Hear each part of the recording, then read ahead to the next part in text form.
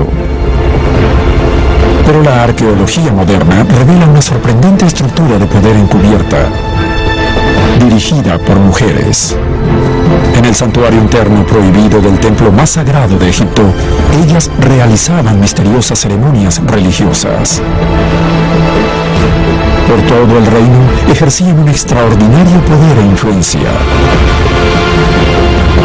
Se decía que estaban casadas con el propio rey de los dioses, Amón. Para el siglo VIII a.C., las esposas del dios Amón se habían convertido en los individuos más poderosos de Egipto. Hasta hace poco, fueron casi olvidadas. Ahora, los expertos que investigan los sitios sagrados de Egipto están redescubriendo su historia y la misteriosa fuente de su poder. En el antiguo Egipto, hablando legalmente, los hombres y mujeres eran iguales. La arqueología moderna revela impactantes secretos de poder político y sexual en los templos del antiguo Egipto.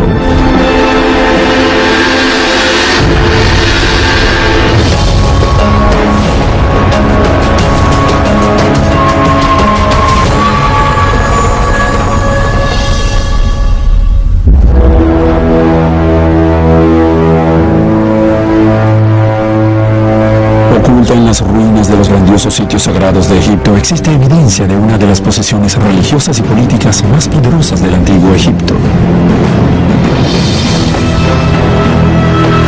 Intrigantes pistas de esta historia yacen enterradas en las misteriosas tumbas de la ribera occidental del Nilo.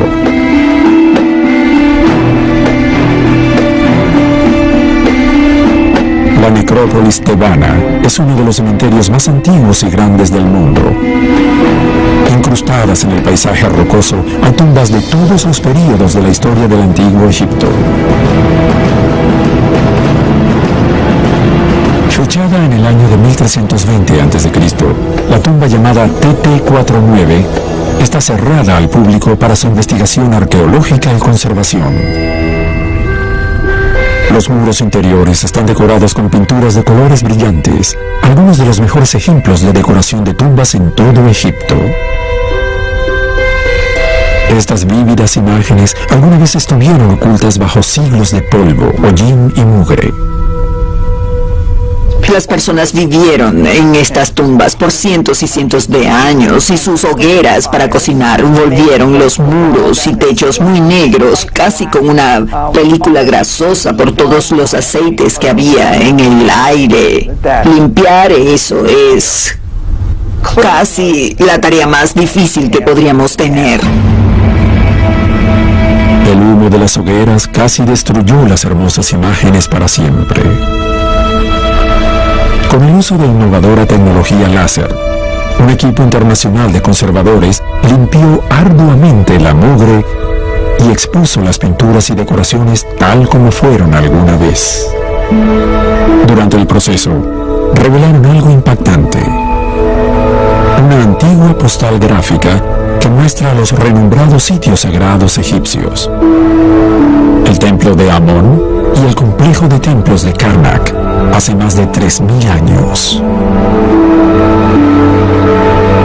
En esas escenas, el templo es un vórtice de actividad. Mientras las ceremonias religiosas tenían lugar dentro del santuario, los granjeros cultivaban cosechas y atendían al ganado en los predios circundantes.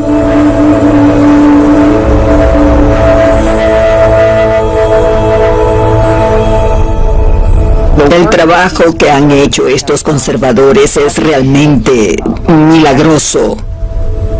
Ahora pueden ver los detalles en las escenas que todavía sobreviven. Es una gran hazaña. La pintura confirmó algo extraordinario. Karnak no era solo un grandioso sitio sagrado. Los predios que rodeaban el templo eran una potencia económica y un lugar de inmensa riqueza. Otras imágenes en los muros de la tumba muestran sacerdotisas portando ofrendas, un testimonio del importante rol que tenían las mujeres en Karnak. Aquí se muestran con el propietario de la tumba. Su nombre era Neferhotep. quien era el principal administrador de los predios de Karnak. La sobrecogedora riqueza artística de la tumba nos habla de su poder financiero. Pero a pesar de su evidente estatus, el administrador no tenía la última palabra sobre lo que ocurría en Karnak. Evidencia de otro sitio sagrado en la necrópolis tebana revela quién estaba realmente a cargo de los ricos y prósperos predios del templo. Unas empinadas escaleras descienden a los niveles interiores de otra tumba misteriosa. Es la tumba de Pabasa, uno de los sucesores de Neferhotep como administrador principal de Karnak. Pero al examinar las imágenes en los muros de la tumba, los expertos descubrieron algo extraordinario. Pabasa no era quien estaba a cargo en Karnak. En este relieve aparece sentado deferentemente detrás de su superiora, mientras ella hace una ofrenda a los dioses. Estos jeroglíficos confirman que ella era quien controlaba Karnak y toda su fabulosa riqueza. Se encuentra en una de las posiciones más importantes de todo Egipto, un título conocido como esposa del dios Amón. La egiptóloga Mariam Ayad ha pasado varios años investigando la historia olvidada de esta élite de mujeres que servían a Amón en su grandioso templo. Eran más que sacerdotisas, eran consideradas nada menos que las esposas del dios Amón. En muchos aspectos, la esposa del dios Amón estaba en la cima del clero de Amón en Karnak. Poseían una enorme importancia religiosa. Eran princesas reales que tenían esa conexión con la casa real. Y también tenían mucha independencia económica.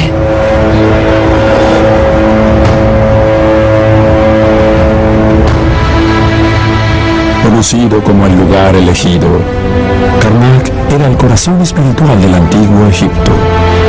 El complejo está dominado por un enorme sitio sagrado, el gran templo de Amón.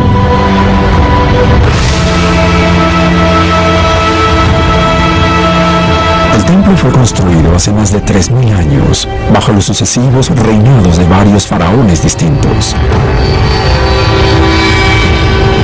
Sus enormes salones y patios están separados por imponentes portales procesionales.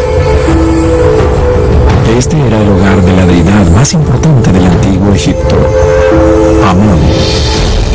Para los faraones establecidos en la cercana ciudad de Tebas, Amón era el rey de los dioses, responsable por la fertilidad y la creación. Y los antiguos creían que él había salvado su tierra del dominio de los invasores extranjeros. Confiaban en Amón para que mantuviese a Egipto a salvo, fértil y próspero.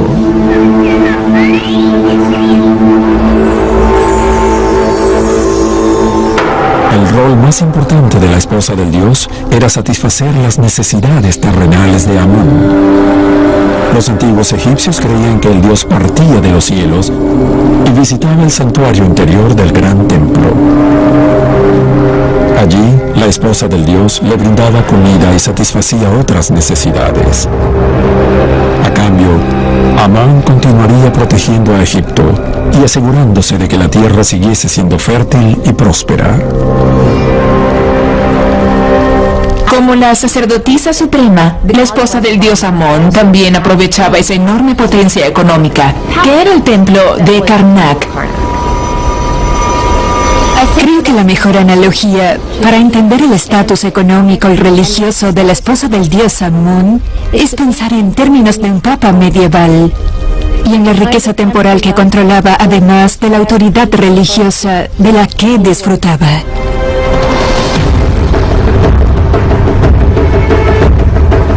En el gran templo de Amón, en el centro de Karnak, la esposa del dios realizaba ceremonias sagradas relacionadas con la propia supervivencia de Egipto. Para averiguar la verdad sobre estos rituales, Maren Ayad estudia los santuarios sagrados de Karnak. Uno de los más peculiares es la elegante Capilla Roja.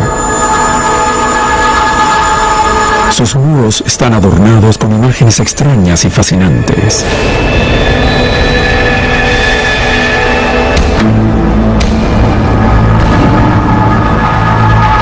Se han conservado varias escenas que muestran a la esposa del dios participando en rituales en el templo. En este panel es presentada siendo preparada para entrar al templo.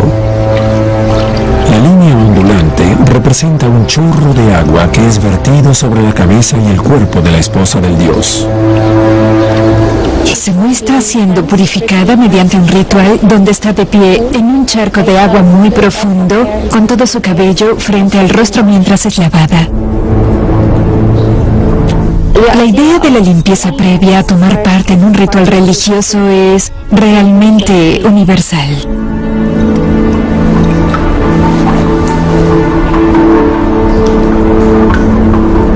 La ceremonia de purificación por agua tenía un propósito importante. Le permitía a la esposa del dios entrar al santuario interior del templo. Anteriormente, solo el faraón y los sumos sacerdotes podían acceder a esta zona prohibida.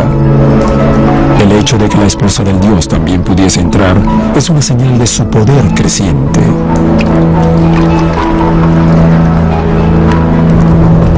Adentro, ella realizaba un ritual sagrado con un propósito único: proteger a Egipto de sus enemigos. Estas imágenes de la Capilla Roja muestran a la esposa del dios y a un sumo sacerdote quemando abanicos ceremoniales que muestran imágenes de los enemigos cautivos de Egipto. Este es el modo tradicional en que un artista egipcio representaría al enemigo en su iconografía. Un prisionero de rodillas con las manos atadas en la espalda.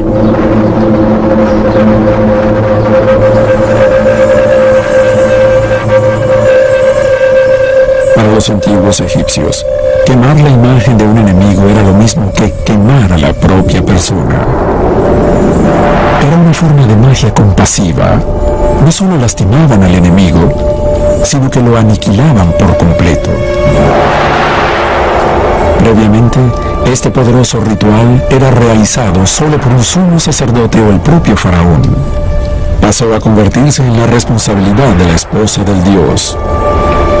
Ella estaba sola detrás del faraón en importancia religiosa.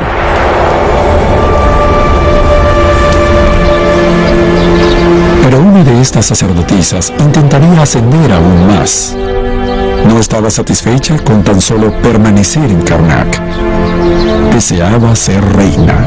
Se yergue un magnífico monumento antiguo, el extenso templo de Deir el-Bahari.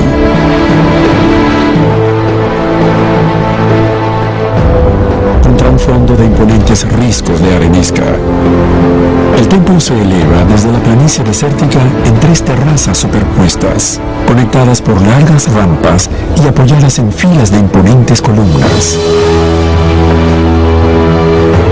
Hoy el templo luce descubierto y árido, pero alguna vez estuvo rodeado por frondosos jardines. Una gran calzada adornada con estatuas de esfinges conduce al templo y a sus fragantes jardines y árboles de mirra. Este majestuoso sitio sagrado casi rivaliza con las pirámides en escala y gloria. Pero a diferencia de las pirámides, Deir el-Bahari no fue construido por un faraón. Su creadora fue una mujer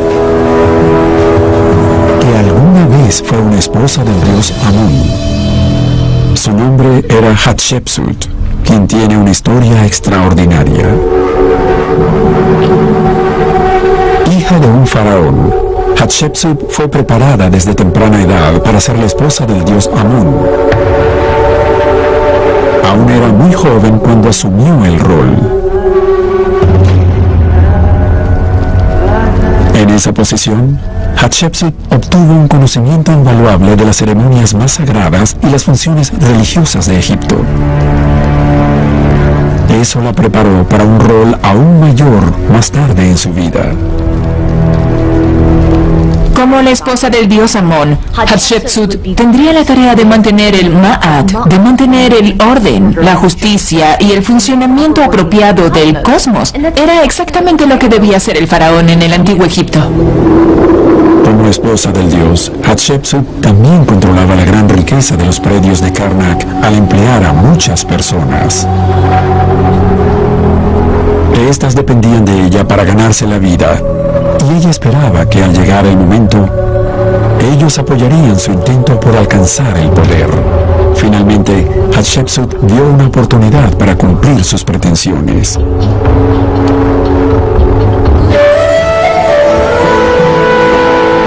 En el año 1482 a.C., hizo su primer intento por alcanzar el poder. Se casó con el faraón Tutmosis II.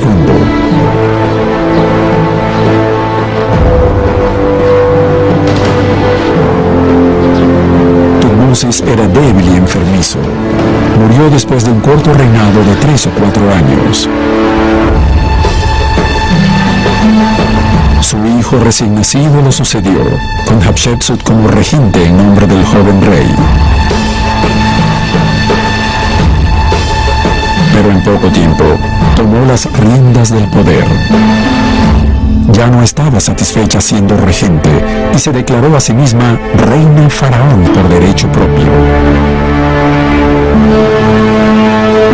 Nadie sabe cómo reaccionó Egipto a la inesperada llegada de una reina faraón, pero los grandes sitios sagrados construidos por Hatshepsut muestran que pronto estableció su poder. Deir el-Bahari es un impactante testimonio a la gloria y prosperidad del reinado de la reina faraón. Imágenes talladas en los muros del templo cuentan la historia de la expedición que envió Hatshepsut a las tierras lejanas del sur para obtener árboles de mirra, la fuente del incienso más precioso del mundo antiguo. El incienso era muy importante para el ritual de los templos del antiguo Egipto. Sabemos que Hatshepsut estaba a cargo de realizar expediciones exitosas al sureste para poder obtener estos artículos de lujo. Mientras tanto, el joven faraón Tutmosis III estaba creciendo. Hatshepsut sabía que cuando tuviese edad suficiente, intentaría tomar el poder para sí mismo. Ella tenía que afianzar su posición como gobernante. Para hacerlo, necesitaba convertirse en todo lo que los antiguos egipcios reconocían como un faraón. Tenía que transformarse en un hombre.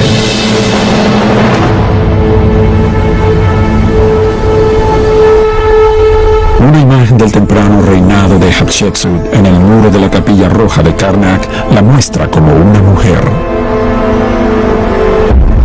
Pero imágenes posteriores marcan una dramática transformación.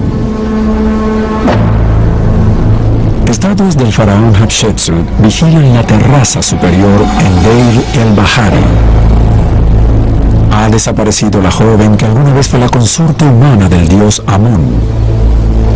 En su lugar, está alguien que luce completamente como un gobernante masculino.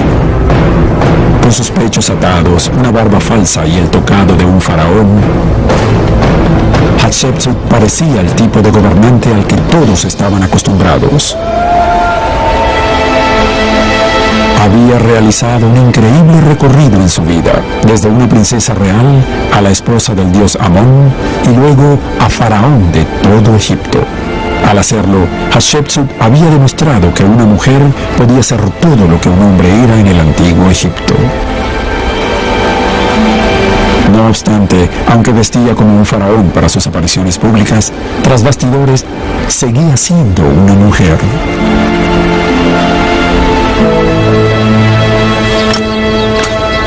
Cuando Hatshepsut era esposa del dios, su administrador principal en Karnak era un arquitecto llamado Senenmut.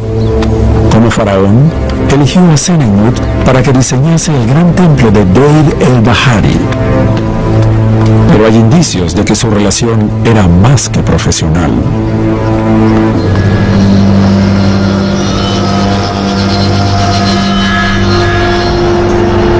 Una tableta de la la 18ª dinastía de Egipto identifica a Senenmut como aquel que sirve en el palacio de su corazón y satisface todos los placeres de la reina. Hatshepsut conocía los placeres sensuales. Existían no solo en su vida personal, sino también en su vida religiosa. Como faraón, promovió un gran festival religioso, un evento de exceso desenfrenado, embriaguez y sexo.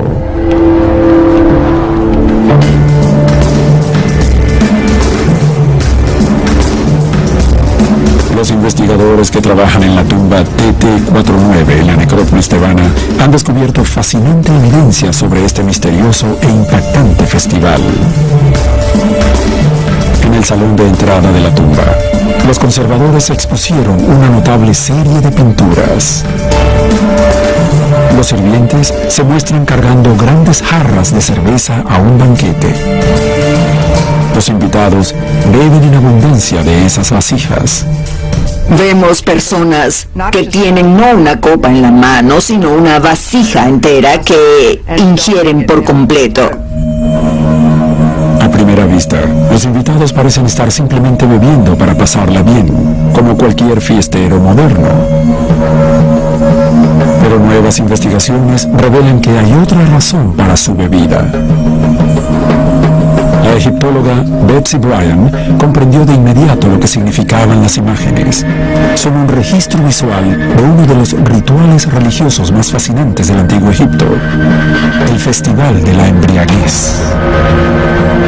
En este tipo de rituales, la idea de embriagarse era el objetivo. No era vergonzoso, era alentado y era parte del modo en que podían acceder a sus dioses. Betsy Bryan está especialmente interesada en las pinturas por un increíble descubrimiento que hizo en uno de los templos de Karnak.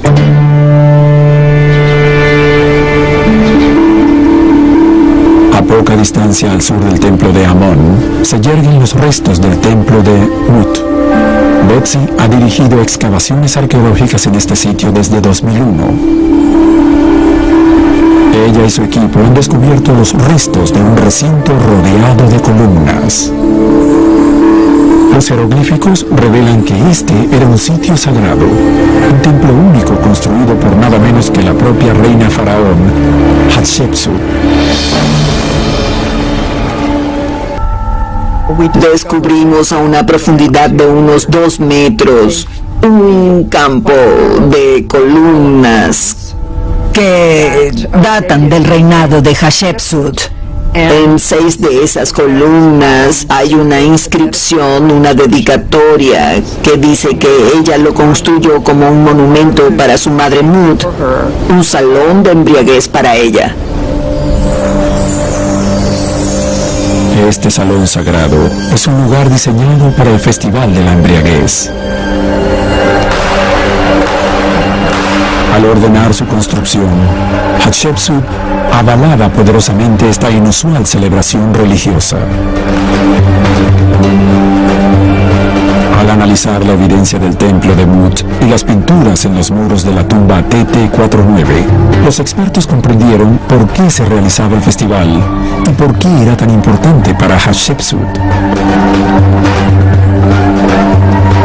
Era un evento comunal al que asistían tanto hombres como mujeres, egipcios comunes de variada procedencia.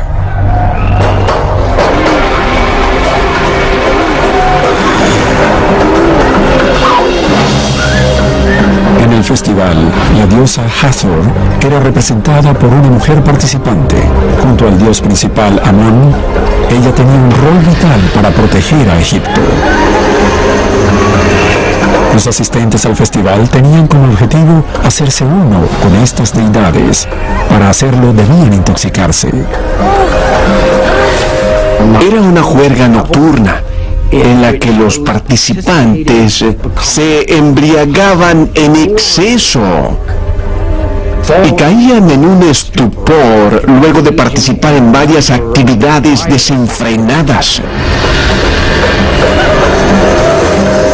Los asistentes continuaban bebiendo hasta desmayarse.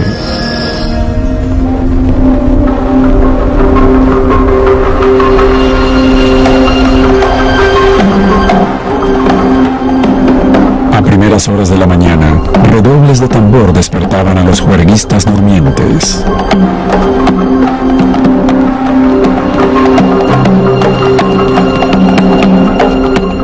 Al despertar de su sopor, los celebrantes resacosos estaban más tranquilos y pacíficos, como la diosa Hathor.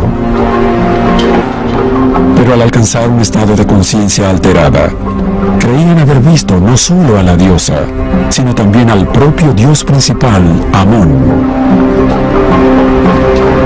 Luego se unían a una oración colectiva pidiendo a los dioses proteger al pueblo y la tierra del peligro en los días venideros. Como cualquier buen faraón, Hatshepsut ansiaba que los dioses protegiesen a Egipto, pero su interés en estos rituales podría provenir de su rol ceremonial antes de convertirse en faraón. Como sacerdotisa principal de Amón, la esposa del dios Amón habría estado involucrada en festivales de embriaguez. Desde luego que no podemos decir cuánto bebía, pero creo que habría sido una de sus funciones rituales. La esposa del dios podría también haber realizado otras funciones en el festival. Para contactar a los dioses, los celebrantes no solo se embriagaban, también disfrutaban de otros placeres sensuales. Las altas columnas que adornan el salón de la embriaguez ofrecen una pista de lo que podría ser esto. Con forma de plantas de loto, simbolizan una actividad humana esencial, el sexo.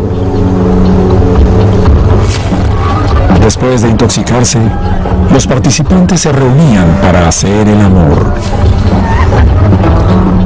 En los festivales de embriaguez, los hombres y las mujeres asistían en cantidades exactas, tal vez con el objeto de alentarlos a tener actividades sexuales. Para los participantes, el sexo podría haber sido importante por su conexión con la fertilidad. El festival solía realizarse en verano, la estación en la que el Nilo crecía, fertilizando la tierra. Para los antiguos egipcios, la crecida era un evento de suprema importancia. Las aguas rebosantes aseguraban que las cosechas crecieran y que la comida fuera abundante. La crecida del Nilo llegaba cada año y con él todo el país rejuvenecía. Existen elementos de sexualidad que son enfatizados porque todo esto se trata del rejuvenecimiento. La esposa del dios Amón también estaba íntimamente vinculada al sexo y la fertilidad. Esto podría explicar su presencia en el festival. Creo que no hay duda de que la esposa del dios Amón tenía una fuerte conexión con la procreación y la creación para los dioses. No sería sorprendente descubrir una relación. El rol de la esposa del dios podría provenir de un rasgo único en la antigua sociedad egipcia. Las mujeres gozaban de libertad sexual. La palabra virgen no existe en el antiguo idioma egipcio. El matrimonio era un asunto de mudarse con un compañero, y tanto hombres como mujeres podían decidir divorciarse, mudarse y casarse de nuevo sin estigma. La literatura egipcia revela que en cuestiones de romance y sexo, las mujeres tenían actitudes progresistas, similares a las del mundo moderno. Las historias y poesías de amor pueden ser las fuentes principales que tenemos para las actitudes entre los sexos. Y la poesía amorosa es interesante porque siempre suena muy moderna. A veces es muy atrevida. Las mujeres también hablan en ellas. Es incierto si escribieron las palabras o no. Y suenan como adolescentes actuales. Una joven, por ejemplo, se apresura sin terminar de peinarse, todavía parcialmente desvestida, para ir a ver a su amante. Qué celestial sería si el deseo de mi corazón se hiciese realidad. Mientras tus brazos yacen suavemente en mi pecho, envío mi furtivo deseo de entrar en tu interior, amor mío. Ven en la oscuridad de la noche, Señor mío, esposo mío. No todos eran poetas, pero las mujeres del antiguo Egipto también tenían otros modos de mostrar su encanto. Un artefacto en el Museo Ulster de Belfast muestra el énfasis que algunas mujeres ponían en la belleza física. El museo es hogar de la momia de Takabuti. Como la hija de un sacerdote de Amón en Karnak, Takabuti debió haber estado cerca de la esposa del dios Amón. Habría vivido en los ambientes del templo de Karnak, así que habría tenido un alto estatus. Tal vez lo más fascinante de Takabuti sea su cabello. Es suave, castaño rojizo y peinado en bucles. Es muy inusual que ella tuviese su propio cabello, ya que muchos hombres y mujeres de esa época se habrían rasurado la cabeza porque eran muy conscientes de la higiene. Tal vez eso nos diga algo sobre cómo era Takabuti como persona. Debió haber estado muy interesada en su apariencia y haber cuidado mucho de su cabello, incluso en la muerte. Oh, el cabello era un enorme símbolo sexual en el antiguo Egipto. En las historias sobre las seductoras siempre estaban peinándose. Hay una escena en una historia donde una mujer seduce a un hombre y él le dice, ve a ponerte tu peluca e iremos a la cama juntos. Lo que sabemos de Takabuti y su vida muestra cuán importantes eran el atractivo y el encanto para las antiguas mujeres egipcias. Esta podría ser la clave para revelar la verdad sobre la esposa del dios Amón y por qué era tan importante para la supervivencia de Egipto.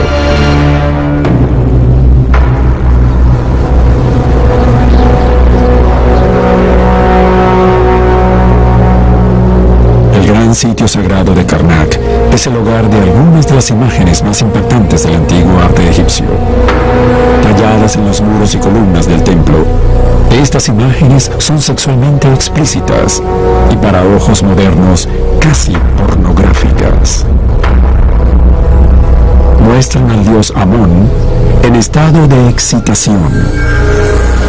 Por muchos años, los expertos se preguntaron el significado de estas imágenes inusuales.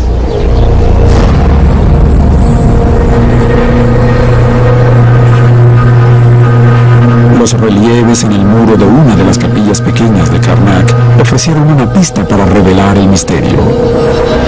Esta escena en la fachada frontal de la capilla de Osiris muestra a la esposa del dios abrazando al dios Amón.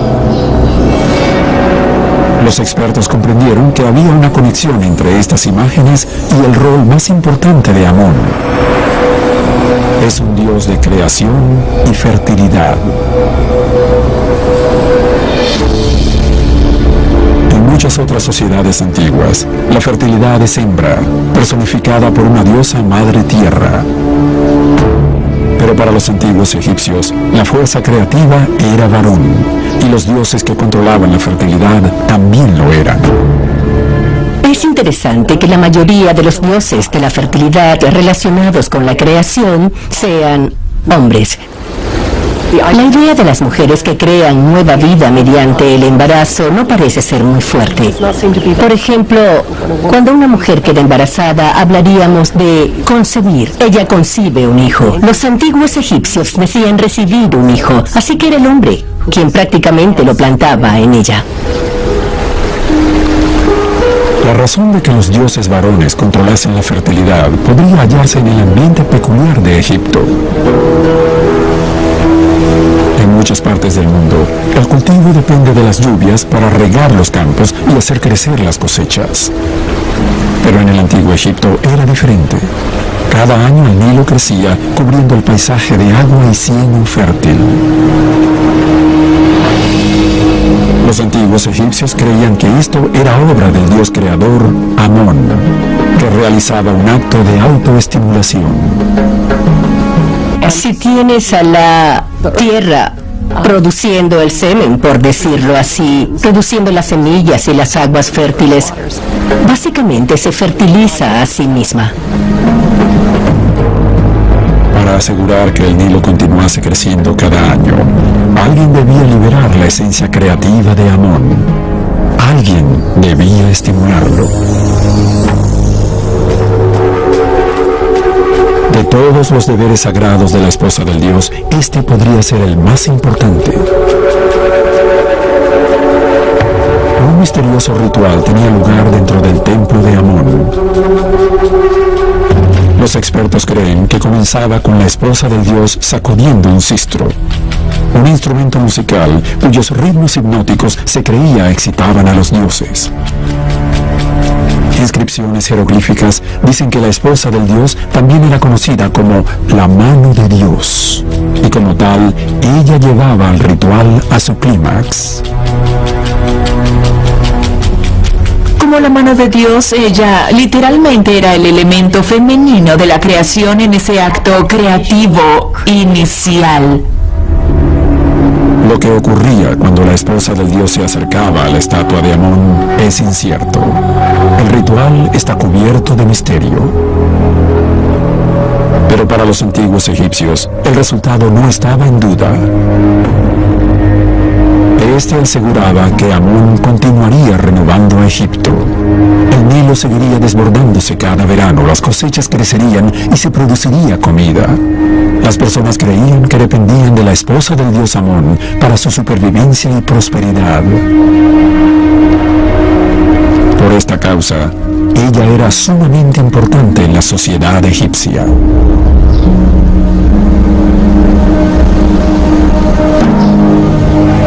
El poder y estatus de la esposa del dios solo era superado por el propio faraón Hatshepsut. Entonces, ocurrió un evento que lo cambiaría todo.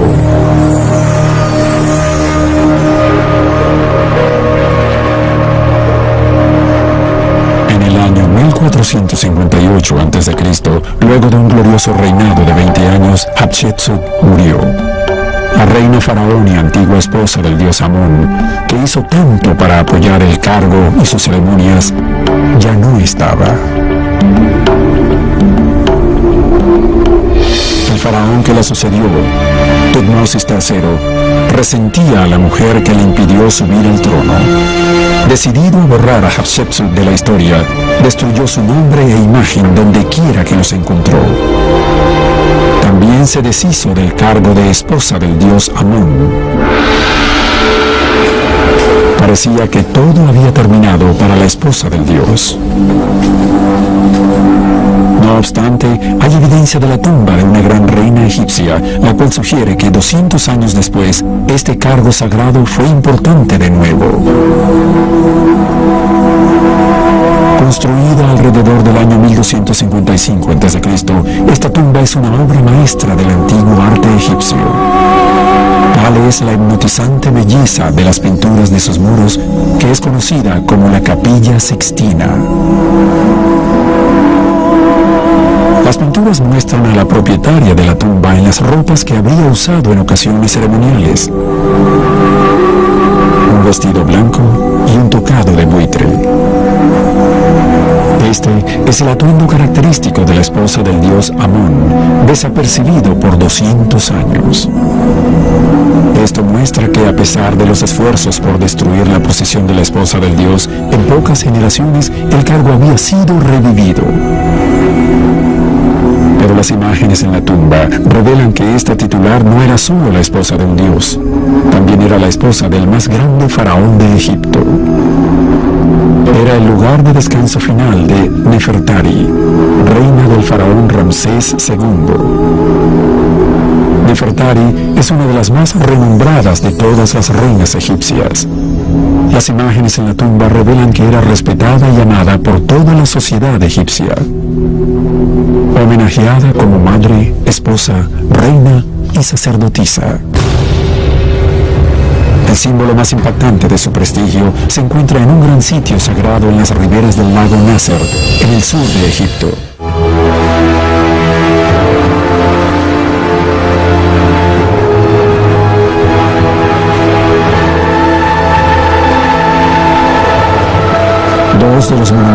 más asombrosos del planeta se yerguen aquí. Incrustados en la cara de los riscos de arenisca, estos son los templos de Abu Simbel, construidos alrededor del año 1264 a.C. por Ramsés II.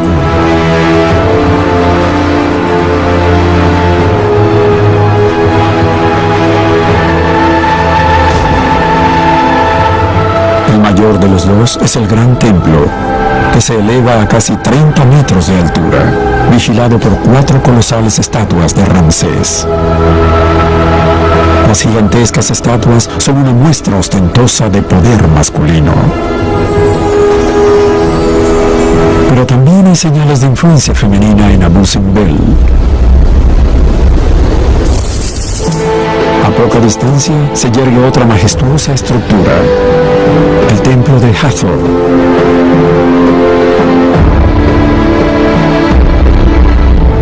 La fachada de este templo también está adornada con enormes estatuas de Ramsés II, pero estatuas femeninas igualmente grandes se yerguen junto a ellas.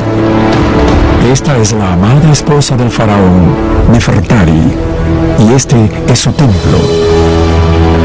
Apenas el segundo en la historia de Egipto en haber sido dedicado a una reina. Durante los primeros días del reinado del faraón, Nefertari estuvo a su lado en las ceremonias estatales.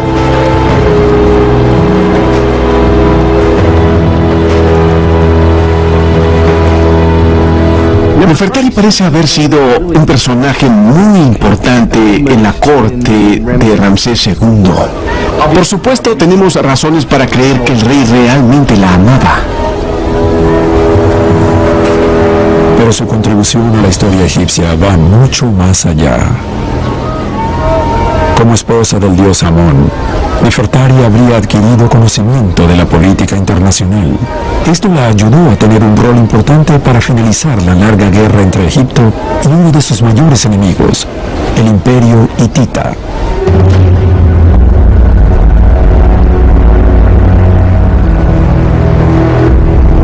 La guerra está registrada en los muros interiores del Gran Templo, donde magníficos relieves muestran un dramático encuentro.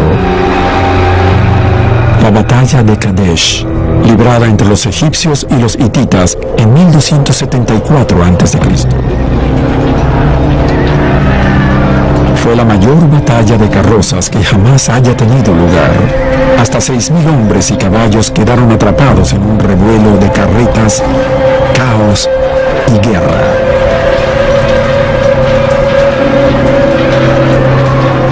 Ramsés II resultó victorioso.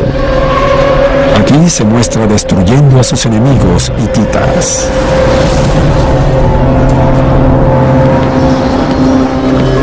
Posteriormente, Ramsés II firmó un acuerdo de paz con el emperador hitita. Como uno de los tratados de paz más antiguos del mundo, fue un importante éxito diplomático. Los expertos ahora creen que la reina Nefertari fue uno de sus arquitectos.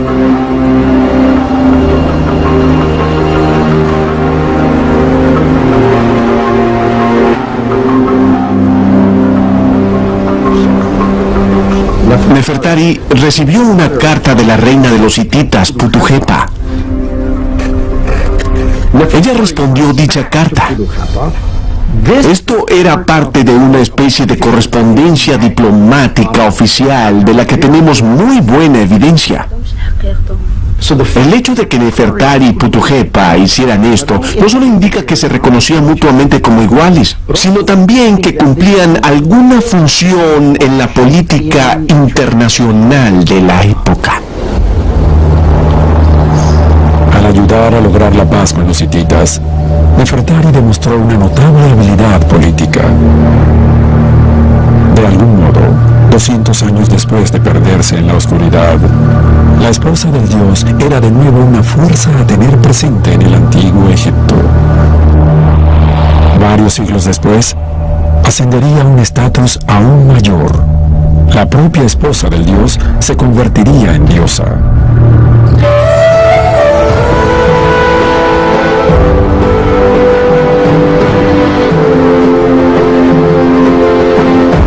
recinto de Medinet Habu es uno de los sitios sagrados más impresionantes de la necrópolis tebana.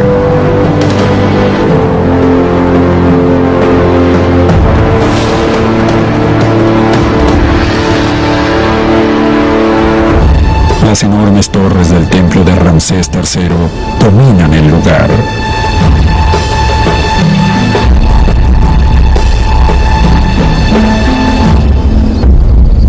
Pero los pequeños edificios que se yerguen ante el templo del faraón son aún más intrigantes.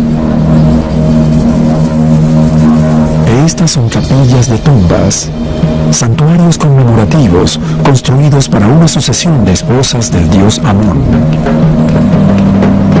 Para la egiptóloga Mariam Ayad, los jeroglíficos revelan el estatus final que lograron estas sacerdotisas. Una escena en un muro interior muestra un extraño ritual en el que la esposa del dios trae 4 becerros ante un trío de dioses. El rito de conducir los 4 becerros es uno de los ritos reales más sagrados del antiguo Egipto. Este es un rito real. Solo los reyes podían realizarlo. Pero este sagrado ritual real es mostrado siendo realizado por una esposa del dios Amón. Debajo, otra imagen señala un estatus aún mayor para la esposa del dios. Paradas en fila hay 3 deidades. Las primeras 2 son el dios con cabeza de halcón, Horus, y la diosa Isis. La tercera viste el tocado característico de la esposa del dios Amón. Esta imagen nos dice que ella había trascendido su existencia mortal y se había convertido en diosa. La presencia de ella junto a los dioses, estar representada a la misma escala de los dioses, indica que tenía un estatus similar al de estos. Luego de una historia que se extiende por más de 1000 años, la extraordinaria contribución de la esposa del dios a Egipto culminó en su ascenso a la divinidad. Sin duda, ella era ahora la mujer más importante de Egipto, pero su poder no existía en aislamiento, sino que reflejaba la inusual independencia y libertad sexual de las mujeres del antiguo Egipto, algo que pudo haberles permitido tomar la iniciativa en otras actividades. Las mujeres pudieron haber sido instigadoras de la actividad sexual, y esa autonomía y capacidad de decidir si algo sucedería o no pudo haberse transferido al resto de la vida. Hombres y mujeres eran legalmente iguales. Las mujeres podían demandar, ser el demandante o el demandado, podían representarse a sí mismas en casos legales en lugar de tener un custodio masculino. Las esposas del dios también causaron un impacto perdurable en la historia egipcia. Esta larga sucesión de mujeres formidables abrieron el camino para la reina egipcia más famosa de todas. En el año 51 a.C., Cleopatra ascendió al trono de Egipto.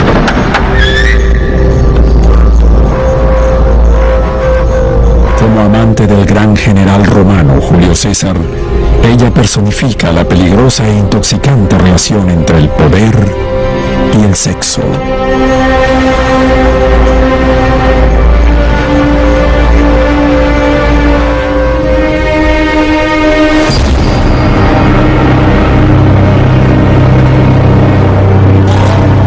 Pero después de su muerte, la antigua Roma conquistó Egipto. El dominio romano redujo a las mujeres al estatus de ciudadanas de segunda clase, asegurándose de que las mujeres poderosas como las esposas del dios Amón quedaran en el pasado. En los siglos siguientes, el recuerdo de estas dinámicas mujeres casi desapareció de la historia. Pero ahora, la evidencia arqueológica ha revelado la verdad sobre las esposas del dios, abriendo una ventana a las vidas de las antiguas mujeres egipcias y cómo su extraordinaria independencia económica y legal pudo haberse originado en su libertad sexual. Han pasado miles de años, pero rastros de su cautivadora historia permanecen en los fascinantes sitios sagrados de Egipto.